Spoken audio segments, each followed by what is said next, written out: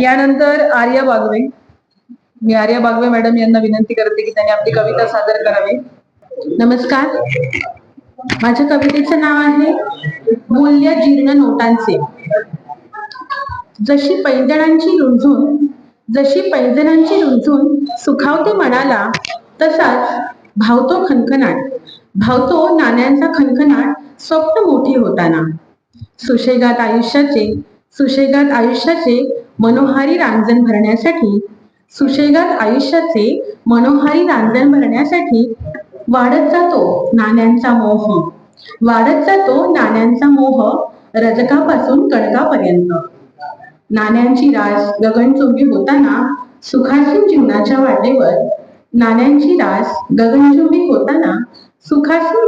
वाटेवर दिली जाते आहुती नोटांची, काळजावर दगड ठेवून.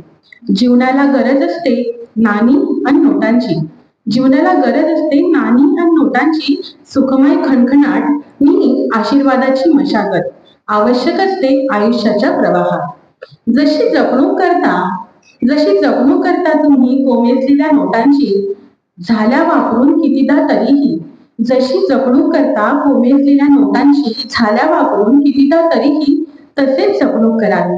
तसेच जपणूक करावी अनुभवांच्या ऊन पावसाने लवचिक बनलेल्या आपल्याच माणसांची. व्यवहारातील चलनी नोटा किंवा आपले ज्येष्ठ आप्तजन कितीही झाले जीर्ण-विदीर्ण, तरीही असतात ते सदैव आपल्यासाठी अमूल्य.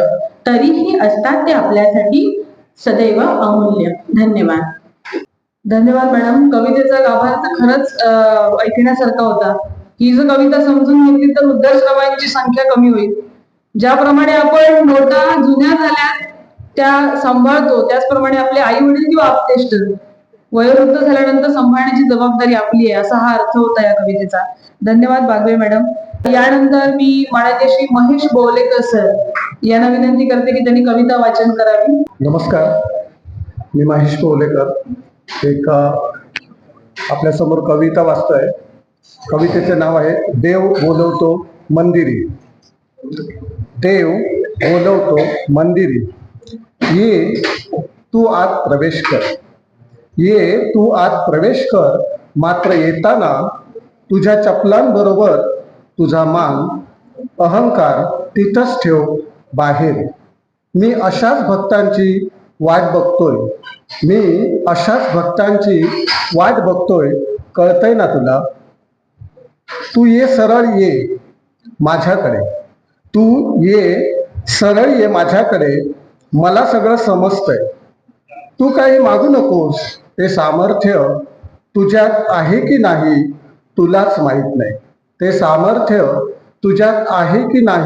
तुलाच माहित नाही. कळतंय ना तुला? तुला जगणं कळलंच नाही. तू येतोस माझ्याकडे आणि रोज येताना किती काय काय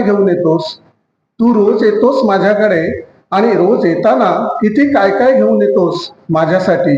हे देवाला लागतंय का? कळतंय ना तुला? तरी पण तू ये सरळ माझ्याकडे, माझा भक्त होऊन. बघ सर्व निरखून, जागा हो आतून, अंतरीचा भाव त्याचा तू घे ठाव. कळतंय ना तुला? धन्यवाद बोलेकर सर. आपण खऱ्या अर्थाने मंदिरात आपण जातो आणि देवाशी एकरूप होण्यासाठी अहंकार सोडावा लागतो, ही भावना आपल्या कवितेतून आम्हाला व्यतीत झाली. यानंतर रीमा भोसले मॅडम यांनी आपली कविता सादर करावी. नमस्कार. कवितेचं नाव आहे तुकोबा तुम्ही पुन्हा यायला हवं.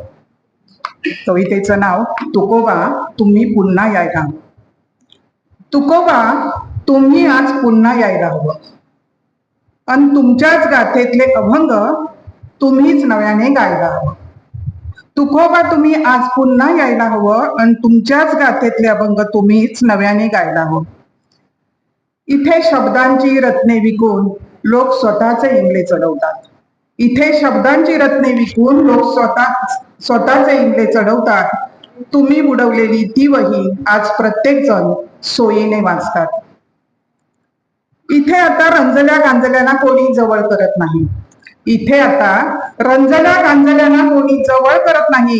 साधू तर खूप झालेत, पण कोणातच देव दिसत नाही.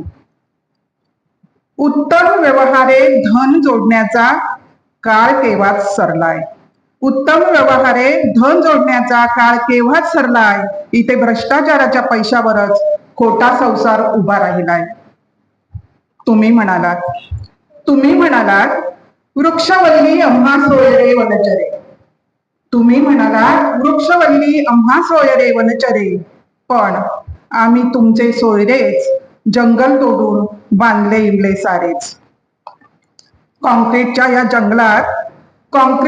जंगलात आता पक्षी सुस्वर आळवत नाहीत आणि माणसाला माणसाच्या दुःखाचे आता अश्रूही येत नाहीत. कपाळावर बुक्का लावून गळ्यात तुळशी माळ आहे. कपाळावर बुक्का लावून गळ्यात तुळशी माळ आहे, पण मनातली क्रूर वासना निर्दयतेने पाझरते आहे. विठ्ठलाच्या मूर्तीपेक्षा इथे व्हीआयपी किंमत 5 लाख. विठ्ठलाच्या मूर्तीपेक्षा इथे व्हीआयपी किंमत 5 लाख. तुकोबा, तुमच्या साध्या भक्तीचा इथे आज मोठा बाजार झाला. म्हणून म्हणतो इथल्या ढोंगी संतबुवांचे वाभाडे काढायला, इथल्या माणसाला पुन्हा माणूस म्हणून घडवायला तुम्ही पुन्हा यायला हवे. पण नको तुकोबा, तुम्ही नका येऊ. कारण आज जर तुम्ही गाथा घेऊन पुन्हा आलात तर हे जग तुमची वही इंद्रायणी नाही तर थेट डिजिटल लॉकर मध्ये बंद करेल. तुमच्या विचारांना सोयीस्करपणे बाजूला सारून तुमचाच एक सोनेरी पुतळा चौकात उभा करेल. त्यापेक्षा तुमच्या गाठेतला एक विचार आमच्याच रक्तात, आमच्याच लेखणीत उतरू द्या. आजच्या काळातील तुकोबा शोधण्यापेक्षा आम्हा प्रत्येकालाच तुमच्या विचाराचा एक छोटा तुका बनू द्या. आम्हा प्रत्येकालाच तुमच्या विचारांचा एक छोटा तुका बनू द्या. धन्यवाद भोसले मॅडम.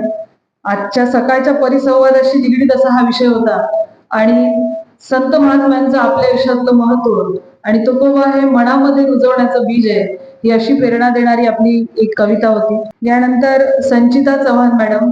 माझ्या कवितेचं शीर्षक आहे वानवा संवर्धनाची. सारे रान माझे वनरानी मी रानाची. सारे रान माझे वनरानी मी रानाची. सांगत आहे भीती माझ्या जगण्याची. सांगत आहे भीती माझ्या जगण्याची. सोबत सळसळ झाडांची आणि ओढ्यांची.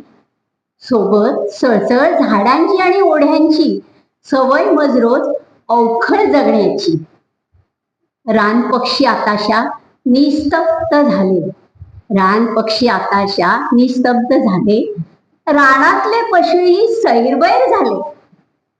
रानपक्षी आताशा निस्तब्ध झाले. रानातले पशुही सैरवैर झाले. जलचरांनाही वाटे भीती आता जगण्याची. जलचरांनाही वाटे भीती आता जगण्याची. गढूळ पाण्यात तडफडून मरण्याची. दुःख हे फार झाले, हाय मी बेजार झाले. दुःख हे फार झाले, हाय मी बेजार झाले. रणरणत्या आगीत आता जळूनची खाक झाले. घाव ज्यानी घात लाते सुखाने झोपले रे. घाव ज्यानी घात लाते सुखाने झोपले रे. रान सारे ओसाड करुनी मातले रे. रान सारे ओसाड करुनी मातले रे. धन्यवाद चव्हाण मॅडम. आपण आताची चाललेल्या समस्येवरती एक विचार मांडला, जो पर्यावरणीय समस्या मानवामुळे होती आणि ते आपल्या कवितेत तो प्रकट झाला. चव्हाण मॅडम नेहमी कवी संमेलनामध्ये सहभाग दर्शवतात आणि उत्कृष्ट अशा कविता सादर करतात. यानंतर आपल्या समोर येत आहेत निशिगंध गावकर मॅडम. नमस्कार. माझ्या कवितेचं शीर्षक आहे गावच्या नकाशावरील जातीयवाद. गावच्या सीमा समांतर असल्या तरी गावच्या नकाशावर जातीयवाद स्पष्ट दिसतो. मोठ्या वाड्यांची वस्ती एका बाजूला आणि झोपड्यांची वस्ती सीमेवरती. मंदिर गावात पण काहींचा देव गावाबाहेर. विहिरी अनेक आणि पाणी भरायच्या वाटाही वेगळ्या वेगळ्या. मग डोळ्यातले अश्रूही जातीनुसारच कमी जास्त होत जातात माणसाच्या दुःखाचं गाणं गाताना. मरताना स्मशानभूमीही वेगळी, जळताना लाकडंही वेगळी. अखेरची राख गोळा करतानाही जातीचाच गोतावळा. करू शकतो भूमीला स्पर्श असे गावच्या. परंपरेतून संकेत दिले गेले आहेत. गावात वडिलोपार्जित 7-12वर नावं चढवावी तशी. जगताना नाही पण मेल्यावर तरी माणूस म्हणून एकत्र यावा अशी प्रार्थना करण्याचे दिवस उरले नाही आता गावात. इतकीही माणुसकी जातीयवादाने शिल्लक ठेवली नाही. रोज जगूनही इंच इंचाने दुसऱ्याबद्दलचा स्नेहभाव मरून जाण्याच्या या कोरड्या दिवसात. मी आता गावालाच वजा करायचं म्हणते. मी आता गावालाच वजा करायचं म्हणते माझ्या आयुष्यातून. मी भेदाच्या वस्तीतून माणुसकीच्या वस्तीत जायला निघते. मी भेदाच्या वस्तीतून माणुसकीच्या वस्तीत जायला निघते. तुम्ही येताय का माझ्यासोबत? तुम्ही येताय का माझ्यासोबत? धन्यवाद. गावकर मॅडम सगळेच तुमच्या सोबत यायला तयार आहेत, कारण आम्ही सगळेच माणुसकीच्या वाटेवर निघालो आणि खरा तो एकची धर्म जगाला प्रेम रपावे. हे सकाळीच आपण साने गुरुजी यांची कविता आपण जी ऐकली. आणि यानंतर आपल्या समोर येत आहेत नारकर मॅडम. नमस्कार. कवितेचं नाव आहे व्यथा मनाची. खंत आजही स्त्री जन्माची, खंत आजही स्त्री जन्माची. नव्हता तो कधी तिच्यात गुंतला, नव्हता तो कधी तिच्यात गुंतला. खेळ फक्त देहापुरता रचला. शरीरा पलीकडे मन तिचे होते, कोणा कधी ना समजले ते. ती शोधत राहिली मनाचा किनारा, त्याने मात्र जपली देहाची तृष्णा, त्याने मात्र जपली देहाची तृष्णा. नाते फक्त नावापुरते उरले, नाते फक्त नावापुरते उरले. मन एकांतात तिचे घुसमटले, मन एकांतात तिचे घुसमटले. बंध तुटती त्या देहाचे, बंध तुटती त्या देहाचे. स्वप्न विरती मनाचे, स्वप्न विरती मनाचे. प्रत्येक सर्वांचे सारखे तिथे, प्रत्येक सर्वांचे सारखे तिथे. क्वचित कोणी इथे करे, क्वचित कोणी इथे करे. प्रेम भावनांवर खरे, हे पुरुषी वर्चस्वाचे झरे, हे पुरुषी वर्चस्वाचे झरे. नारकर मॅडमांनी स्त्री व्यथेबद्दल आपल्या समोर मांडलं आणि काही वास्तव आपल्याला यातनं स्त्री कथेबद्दल किंवा स्त्री जन्माबद्दल इथे प्रतीत झालं. आणि यानंतर मेघना सावंत यांची कविता इथे सादर होईल. नमस्कार. कवितेचे शीर्षक आहे ऋण. तू म्हणजे अशी आहेस, करून ठेवले आवजाव घर तुम्हाला तुझ्या जोडीदारणींना. तू म्हणजे अशी आहेस, करून ठेवले आवजाव घर तुम्हाला तुझ्या जोडीदारणींना. सकू म्हणते पीठ द्या थोडं, नको म्हणते मिठा वाजून अडलंय घोडं. सकू म्हणते पीठ द्या थोडं, नको म्हणते मिठा वाजून अडलंय घोडं. रंगू कधी साखर नेते, गीताला तू लसूण देते. रंगू कधी साखर नेते, गीताला तू लसूण देते. संतापून नवरा तिला करवादत होता, संतापून नवरा तिला करवादत होता. तर ती उभी गुमान शांत, तर ती उभी गुमान शांत. 2च महिन्यात तिच्या नंदेचे ठरले लग्न, 2च महिन्यात तिच्या नंदेचे ठरले लग्न. परक्या गावात ना कोणी सोबतीला ना मदतीला, परक्या गावात ना कोणी सोबतीला ना मदतीला. तेव्हा मुलगी पाहण्याच्या रीतीपासून 5 परतवण्याच्या भातीपर्यंत याच तिच्या जोडीदारणी राबत होत्या घरच्या सरकून. याच तिच्या जोडीदारणी राबत होत्या घरच्यासारखं आणि फेडत होत्या रूम तिच्या वाटीभर पिठाचे अन चमचाभर मिठाचे. तिच्या वाटीभर पिठाचे अन चमचाभर मिठाचे. धन्यवाद. धन्यवाद सावंत मॅडम. आपण आत्ताच्या फ्लॅट संस्कृतीला भेद देणारी अशी कविता आपणासमोर सादर केली. मी गावकर मॅडमांना विनंती करते की त्यांनी पुस्तक भेट देऊन सावंत मॅडम यांचा सन्मान करावा. आणि यानंतर कविता सादर होते ऋतुजा सावंत भोसले मॅडम. नमस्कार. सर्वप्रथम मी सर्व आयोजकांना धन्यवाद देते. माझ्या कवितेचं नाव आहे तिच्या पाऊलखुणा. चंदना परी झिजलेला हात तिचा, चंदना परी झिजलेला हात तिचा, आसवांच्या सोबतीने सुकून गेला. चंदना परी झिजलेला हात तिचा, आसवांच्या सोबतीने सुकून गेला. दबलेल्या हुंदक्याचा स्वर कसा विरून गेला. निशब्द या स्पंदनाने, निशब्द या स्पंदनाने फक्त उरात गगनभेदी नाद केला. निशब्द या स्पंदनाने फक्त उरात गगनभेदी नाद केला. आकाशात अनंतापरी व्यापली, आकाशात अनंतापरी व्यापली, तरी पोकळी का निर्माण झाली, ती पूर्णत्व असूनही अपूर्ण का वाटली. आकाशात अनंतापरी व्यापली, तरी पोकळी का निर्माण झाली, ती पूर्णत्व असूनही अपूर्ण का वाटली. उंबरट्यावरच्या तिच्या पाऊलखुणा, उंबरट्यावरच्या तिच्या पाऊलखुणा जपूया. चंदनापरी सुगंध तिचा दरवळूया, चंदनापरी सुगंध तिचा दरवळूया. धन्यवाद. धन्यवाद भोसले मॅडम. आपण नेहमी एखादी स्त्री चंदनापरी झिजूनच कुटुंबासाठी सुवास पसरवत असते आणि हा सुवास अखेर शेवटपर्यंत दरवळत असतो. यानंतर परब सर यांना विनंती करते की आपली आपण कविता सादर करावी. नमस्कार. ह्या कवितेचं नाव आहे गांधी जयंती. गांधी जयंतीला मुलं शाळेत आलीच नाहीत. गांधी जयंतीला मुलं शाळेत आलीच नाहीत.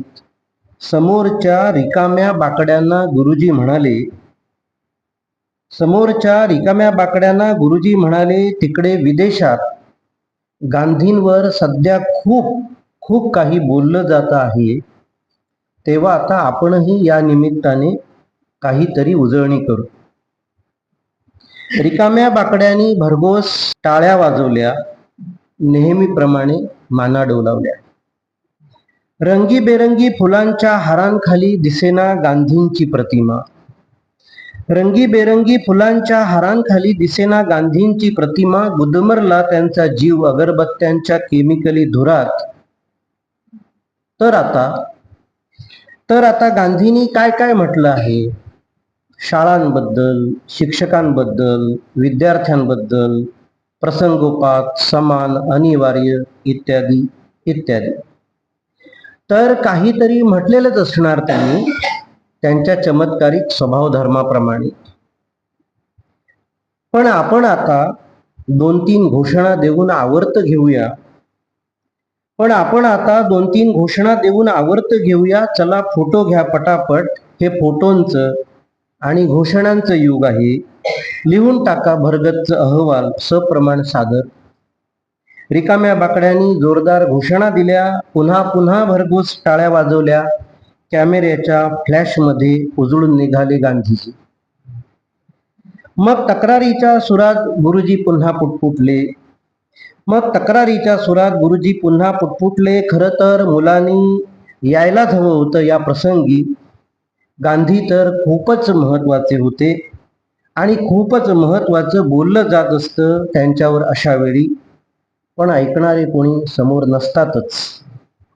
सकाळी सकाळी उठून यायचा त्रास आम्हालाही होतोच, पण गांधींसाठी उठावंच लागतं ना, नाईलाजानं. आता तर मुलंच आली नाहीत म्हणजे नक्कीच दुसरीकडे कुठेतरी गेली असतील. कुठे गेली असतील नक्की हा थोर वारसा वायफळ ठरवून. कुठे गेली असतील नक्की हा थोर वारसा वायफळ समजून. धन्यवाद. धन्यवाद परब सर. सरांच्या कवितेनंतर काहीतरी भाष्य करणं म्हणजे कठीण आहे सर. तुम्ही आम्हाला मार्गदर्शक आहात.